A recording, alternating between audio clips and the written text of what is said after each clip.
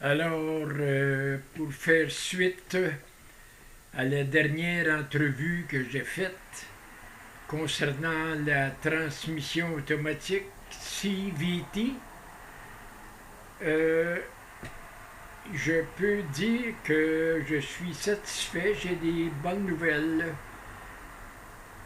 Mon huile a changé dans la transmission et j'ai eu la chance, quand que le mécanicien a ôté la panne à l'huile, j'avais demandé de voir qu'est-ce que ça avait de l'air.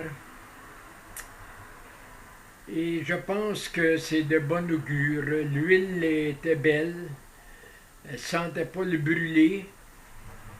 Et puis, évidemment, il y avait un peu de résidus de colis après les deux aimants qu'il y a dans le fond de la panne à l'huile. Mais par contre, le filtreur que j'avais montré ici dans ma dernière entrevue, je l'ai amené et je l'ai examiné comme il faut, un coup rendu dans ma chambre. Et puis le filtreur, il n'était pas sale du tout. J'aurais pu simplement le laisser, puis ça n'aurait causé aucun problème, mais j'avais le filtreur neuf, évidemment, je l'ai fait poser. Puis le filtre sale, ben, ça me donne rien de garder ça, là. Mais je suis resté un peu avec une... que je le veuille ou non, là, je suis resté un peu avec une inquiétude par rapport à cette transmission. Ça, c'est à cause de la méchante réputation que ces transmissions-là ont.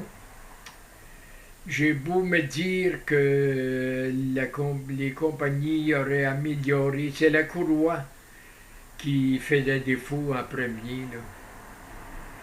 Mais j'ai beau me dire que les compagnies auraient trouvé un moyen de faire une courroie qui toffe le coup. Je suis resté un peu craintif par rapport à cette transmission, mais là, je m'attends à avoir à voyager entre Granby et Plessisville, dans les Bois-Francs. Alors, si je fais ces voyages-là, là, je vais avoir la chance de la mettre à l'épreuve. Et puis, j'ai bonne confiance, mais je reste avec un peu un goût amer par rapport à ces transmissions-là. Bye.